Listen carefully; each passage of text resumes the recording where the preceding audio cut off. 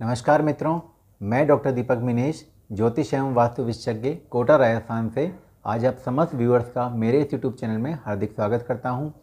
आज हम अपने वीडियो में चर्चा करने जा रहे हैं अंक विद्या के, अंक शास्त्र के एक बहुत मूल रहस्यपूर्ण विषय के बारे में, एक बहुत ही डीपली चर्चा जो आज तक आपने किसी वीडियो में या किसी भी स्थान पर नहीं सुनी होगी या आपने नहीं इस बारे में अनुभव किया होगा।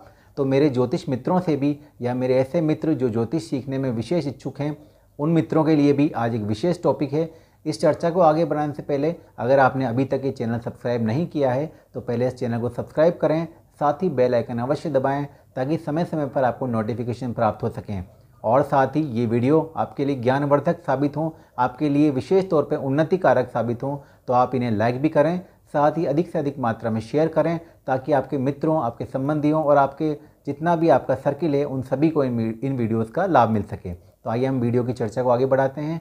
अंक विद्या या अंक शास्त्र या न्यूमरोलॉजी जो है उसमें 0 से लेकर 9 तक ही अंक होते हैं। उसके बाद 10 होते ही 1 और 0 को प्लस करते ही 1 हो जाता है, 11 का मतलब 2 होता है, 12 का मतलब 3 होता है। इसी प्रकार 0 से 9 तक ही अंक होते हैं। पूरा ब्रह्मांड इन्हीं 9 अंकों के अधीन कार्य करता है। सभी तरह से 9 अंक के द्वारा ही अंक विद्या में कार्य होते हैं और हर अंक का एक प्रतिनिधि ग्रह होता है या हर अंक का एक कनेक्टेड नंबर होता है जिसका संबंध एक प्लैनेट से होता है। एक नंबर का संबंध आप सूर्य से है और सूर्य से जुड़ी हुई समस्त चीज़ों से माना गया है। 2 नंबर का संबंध चंद्रमा से और चंद्रमा से जुड़ी हुई समस्त वस्तुओं से है। 3 नंबर का संबंध देवगुरु बृहस्पति और बृहस्पति से जुड़े हुई समस्त वस्तुओं से है। 4 नंबर का संबंध राहु से और राहु से जुड़ी हुई समस्त वस्तुओं से है। 5 नंबर बुध का है, इसका संबंध बुध से और बुध से जुड़ी हुई समस्त वस्तुओं से है। 6 नंबर का संबंध शुक्राचार्य से, शुक्र से है और इसका संबंध शुक्र की वस्तुओं से है। 7 नंबर ये केतु का नंबर है और इसका संबंध केतु से जुड़ी हुई वस्तुओं से है। 8 नंबर का संबंध शनि से है, न्यायाधीश शनि से, और इनका संबंध शनि से जुड़े हुए सारी चीज़ों से है। 9 नंबर इसका संबंध मंगल से है और मंगल से जुड़ी हुई समस्त वस्तुओं से है। जैसे ही 10 होता है इसको दोबारा 1 में गिना जाता है। लेकिन हम अंक विद्या में हमेशा मूलांक की बात करते हैं। आपने सभी जगह पर सुना होगा कि आपकी जन्म तिथि 11 है तो मूलांक 2 है, 2 के हिसाब से आपका व्यक्तित्व ये होगा। बृहस्पति का नंबर 3 है तो मूलांक के हिसाब से ये होगा।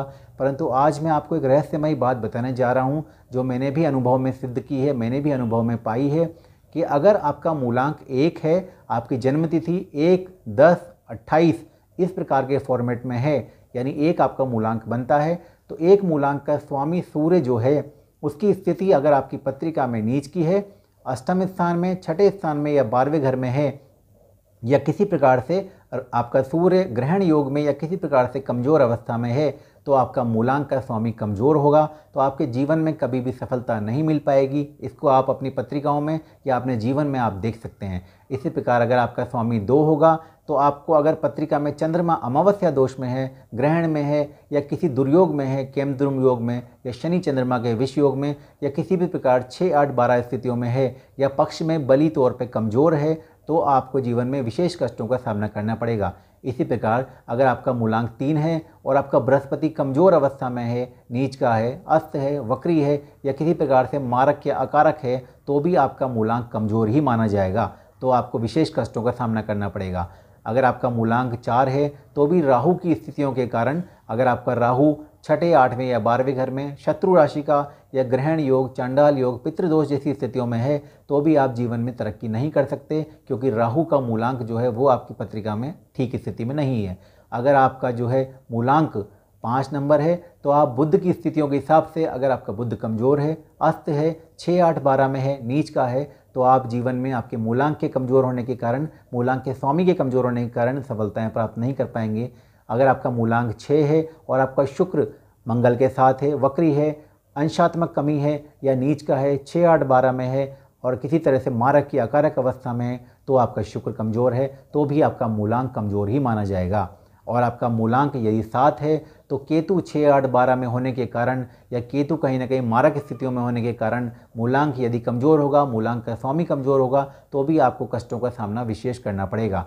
अगर आपका मूलांक 8 है, उसका स्वामी शनि है और पत्रिका में वो मारक है, 6, 8, 12 में है, नीच का है, मारक वक्री है और किसी न किसी तरह से अकारक है तो आपकी पत्रिका में ये कमजोरी होने के कारण आपका मूलांक कमज़ोर ही माना जाएगा।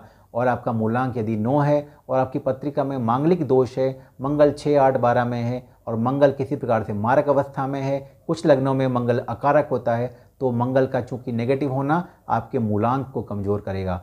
तो भूल कर भी अंक विद्या को अकेले ना लें। मूलांक या अंक विद्या हमेशा ज्योतिष के साथ मिलकर ही कार्य करते हैं।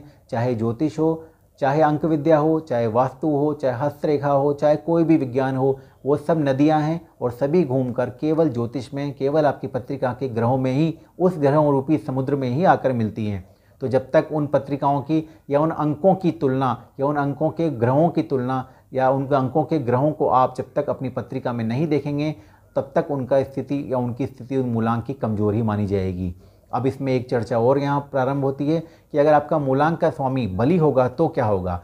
तो देखिए, अगर आपका मूलांक का स्वामी आपकी पत्रिका में शुभ है और बली है या उच्च अवस्था में है या शुभ योगों में है, तो आपका जीवन कष्टपूर्ण नहीं रहेगा। आपकी सफलताएं आपके साथ चलेंगी, आपका भाग्य आपका साथ देगा, आपके जीवन में उन्नति के मार्ग आगे से आगे खुलते चले जाएंगे और आप जहां भी एक कदम आगे बढ़ाएंगे तो ईश्वर की तरफ से आपको 5 तरह के मार्ग खुलते नजर आएंगे और जीवन में चहुमुखी उन्नति होगी।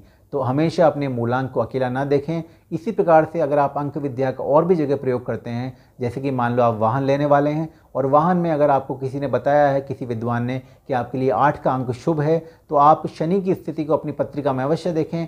अगर पत्रिका में शनि मारक है, 6, 8, 12 में है, नीच का है या किसी तरह से अकारक अवस्था में है, तो आप भूल कर भी 8 का मूलांक का वाहन ना लें। ये आपको विशेष तौर पे आज मैं बताया मैंने गुण, और आप इनका प्रयोग करके देख सकते हैं, ये स्वयं सिद्ध बात है। तो हमने आज इस चर्चा पे बात की। अगले नए वीडियो में नई रहस्य के साथ, नई जानकारी के साथ मैं फिर मिलूंगा। तब तक के लिए नमस्कार मित्रों।